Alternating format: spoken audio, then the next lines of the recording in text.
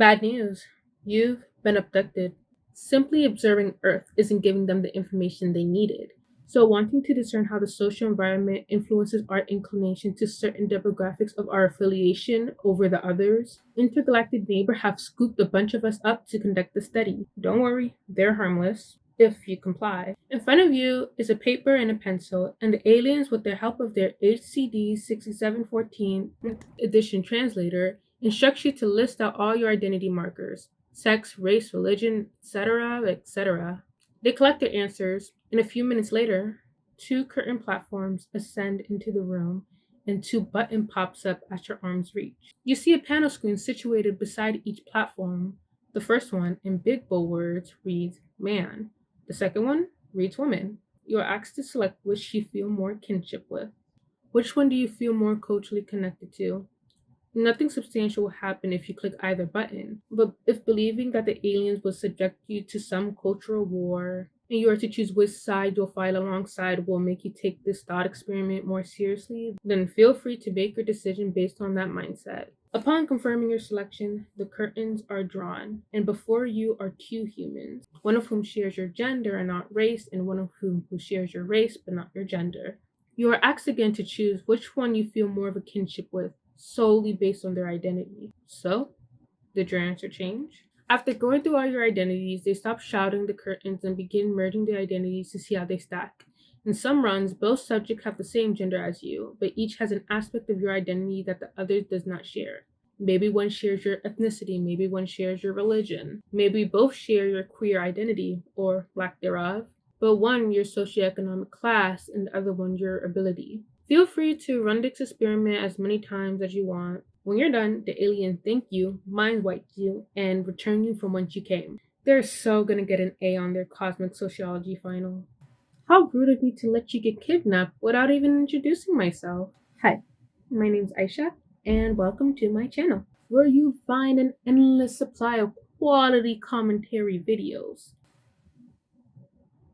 Eventually. I'm a sophomore at a university, and although this video is technically an assignment for my gender and women's studies class, I found myself genuinely intrigued by the ideas presented in one of our assigned readings, Simone de Beauvoir's book, The Second Sex, which serves as the basis for the questions being considered throughout this video. What is female solidarity, and if it exists, what does it look like? Now, this video will be more of an introduction to the topic, a food for thought. Actually, it'll be more of a word vomit, me blurbing my thoughts on the matter. But with more time and research, I'll likely be revisiting this topic in the future and look at it through a more analytical lens. I wasted enough time introducing myself. Let's get to the actual video. Released in 1949, The Second Sex, written by French philosopher and feminist Simone de Beauvoir, examined how women are treated as the other in relation to men, yet men are the default for anything regarding gender. In this book, Beauvoir does not assume that women form a cohesive group simply by virtue of being women, and points out the ways other social identity fracture any sense of automatic solidarity.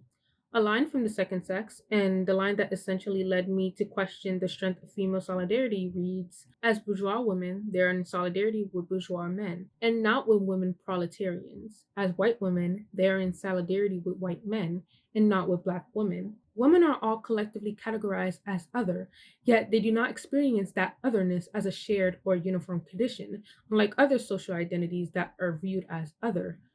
Take a shot every time I say other. But why? The simplest explanation I can think of is that women do not experience gender in isolation. Gender alone so rarely functions as a sufficient basis for cultural cohesion because class and race structure women's lives in ways that often feel more immediate and concrete than gender alone. And resultingly, it shapes who they identify with and where their loyalty tends to form. Along with that, unlike other identity groups, womanhood encompasses a broad and diverse population. Race, class, sexuality, nationality, ability, religion, they all have a big contribution to a woman's lived experience, making it all the more difficult to articulate a cohesive culture that unites all women without erasing aspects of one female's experiences that aren't reflected across other cultures.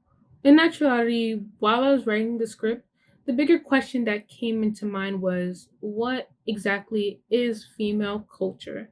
Because even though the focus was originally on solidarity, we've seen how solidarity isn't automatically guaranteed. And to me, it is usually sustained and strengthened by a unified cultural framework that exists independently of other identities. The alien example was a little extreme, so here's a more grounded scenario. If I walked into a room full of white men at some event, whatever it may be, and saw two empty tables, one of which a man who shares no other identity markers with me save for his race, the other a woman who shares no other identity markers with me shared for her gender. If we're purely going off of kinship, whoever I have a stronger cultural affinity for, I would be more inclined to sit with the man. Now, does this mean we should only stick to those with whom we have a strong cultural affiliation? Of course not. I mean, the man could be a total douche, and the woman might have been fun to talk to, or maybe they both suck. It doesn't matter. The point is, I sat with the man not because he wasn't white, but because we're both black.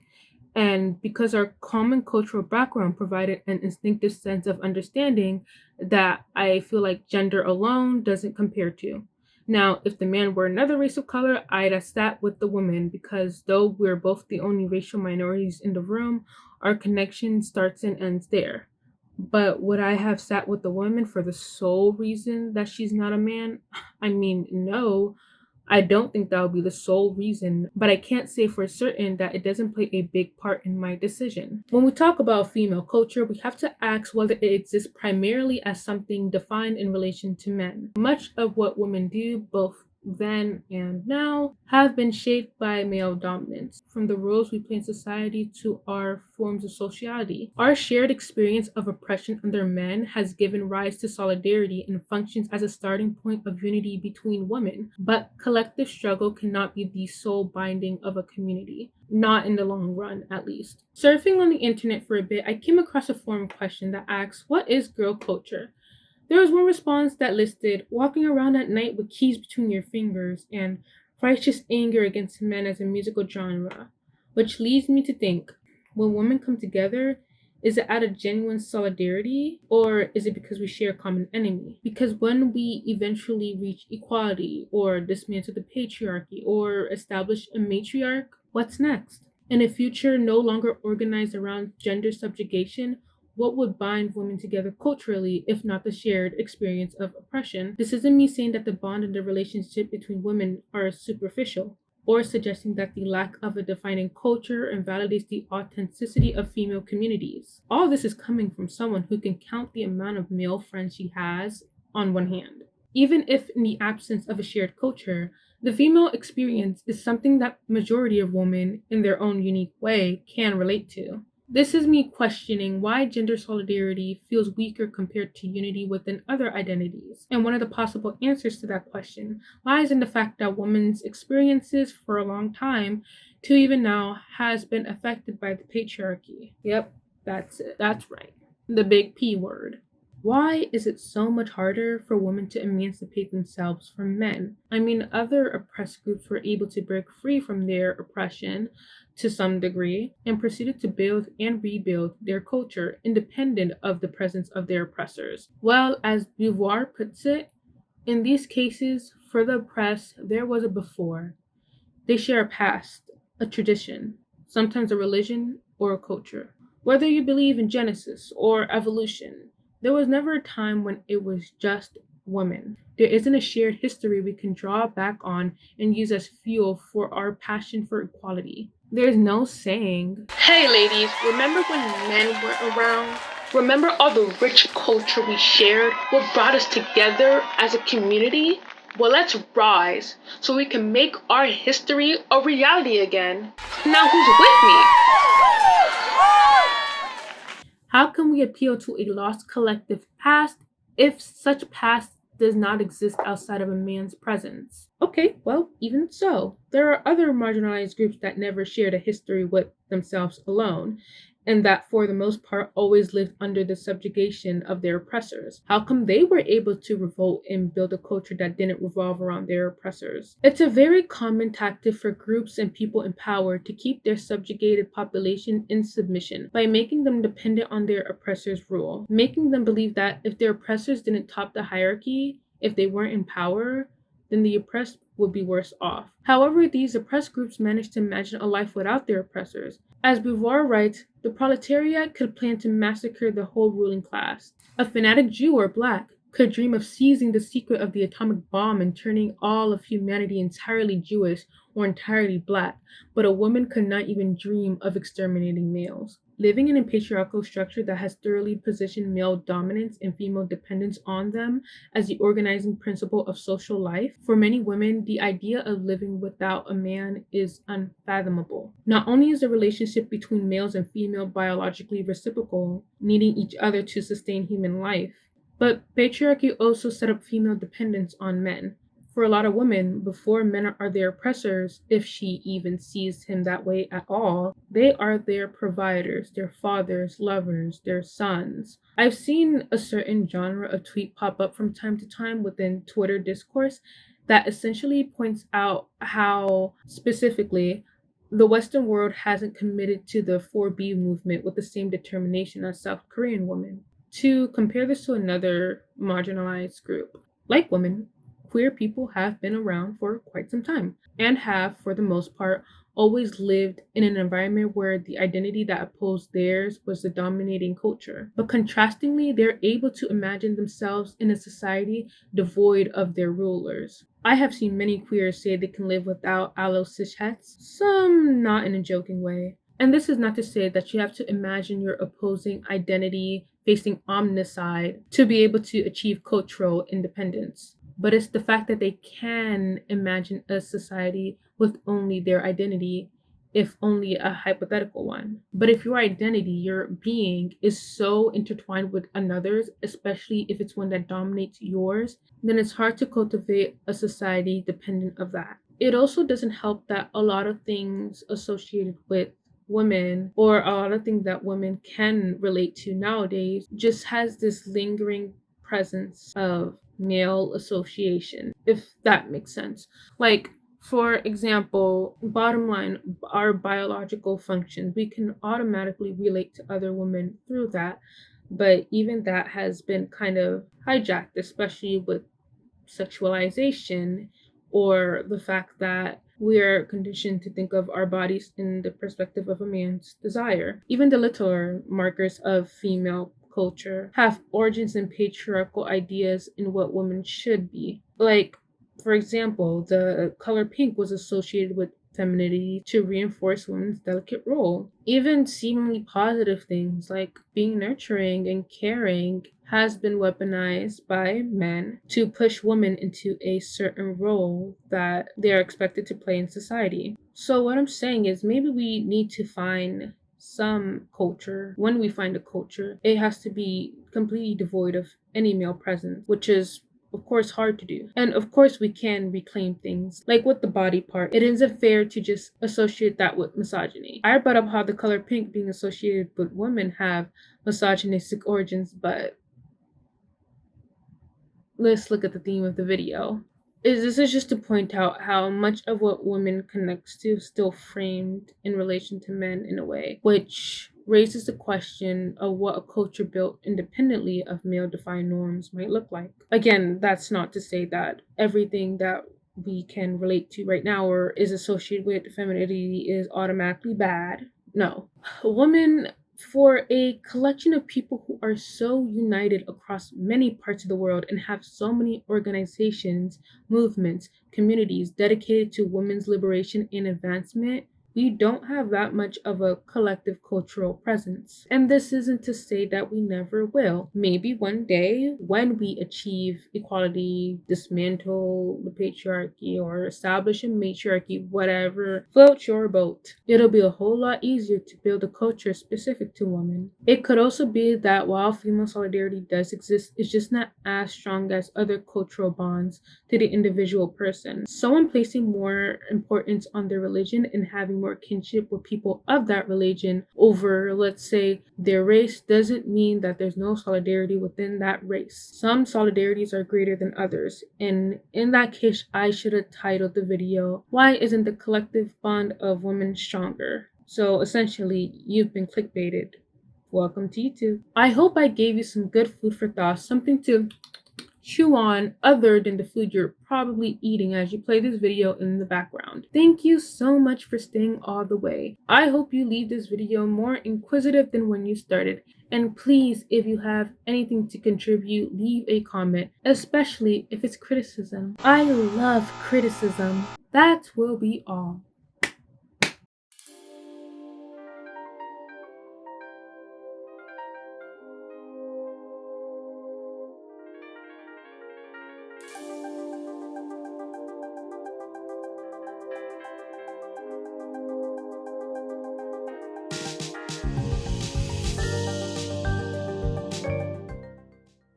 This video is more of an unfinished thought.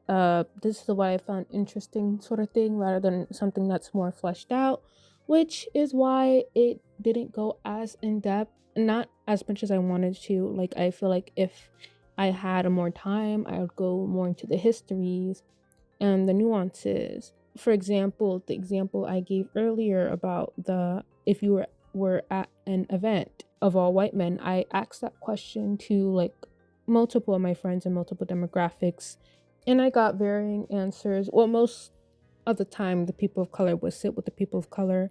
I got some interesting answers when I asked my non-POC friends, female friends, this question. Maybe in the future, I will include something like this. I also wish I gave more examples of what we can do. This video, again, it feels unfinished and just like calling out the problems when not actually contributing to a solution. So again, I guess it's more of a call to action. First off, I want to point out that the video audio is really bad because I had mic issues. Apologies for that. Probably something I should have included in the beginning of the video, but you know, I just wanted to point out that we are woke here. We are very woke here. And throughout the script, I have to navigate my analogies with the mindset of a trans woman. Because I feel like with that, a large part of my video is asking what is the solidarity of the identity of the female gender and the female gender only. However, with trans women, their queer identity is automatically attached to their female identity. So in that aspect, it's harder to maybe correct me if I'm wrong, but it might be harder to just like separate the two. But yeah, please, if you have criticisms, tell me. I wish I did more research on this topic, so if it's something I'm overlooking, or if you, in all of the analogies, especially if you're a woman of color, sat with the white woman, I would love to hear your reasoning behind that. I'm very interested. And along with that, any tweaks to the analogy I should make, I would love to hear your opinion on that. Please, like really anything. I'm open to learning and expanding my knowledge on the topic. If there's something maybe offensive in this video, again, let me know. Most of the video script was made when I was very, very sleep deprived. This is what taking 20 credits would do to you. I don't recommend. And obviously there, like, no identity marker is a monolith. Like with Black, when I mentioned race as an example, like some Black people, they either won't recognize Black culture or they wouldn't like fit into it. But like that doesn't mean Black culture still isn't a thing and still unites people of the race together, and that goes for all other races. So obviously there won't be something within a female culture that applies to every single female on earth, but just like for the most part, for majority, something that could just be attributed to being a woman or a female. Yeah, also, when I was editing this video, a lot of my credits to some of the videos got deleted, so if I did put your video up, let me know. I will put it in the description. But yeah, I really hope, well, if you made it this far, I really, really, really appreciate you. Like, this genuinely means a lot. I always want an audience for my yapping, even if that audience may not disagree. Even if the audience may not agree, just to like hear my thoughts. And again, I want the same the other way. I'd love to hear your thoughts, especially where you disagree, because I didn't make a joke about being bad at accepting criticism. Might be true, but I do know that I need it. But yeah, even if you have positives in places where you agree, let me know. And I'm saying this from a perspective of an American. If you have anything to contribute from a perspective of a different nationality or a race or ethnicity or anything, please let me know your perspective. Because back to the if you were to walk in a room full of white men example, I only asked like two different races this question, two or three, and I would love to have more races perspective on that. Thank you. And enjoy this banger outro music. I love this song. I love Project Eden's Garden. Shout out to Project Eden Garden. The best fan game ever, and it's only one chapter. Yeah, hopefully the audio wasn't too distracting. I literally went through heck to try to fix it, and I don't know, I don't know. I'm new to this Adobe stuff, so it might be inconsistent and stuff. And when I was tweaking the audio, I only had it on 20% volume, and I put it up and realized how bad it sounded. But then it was like I had already finished everything, so it's too much work. But yeah, thank you so much.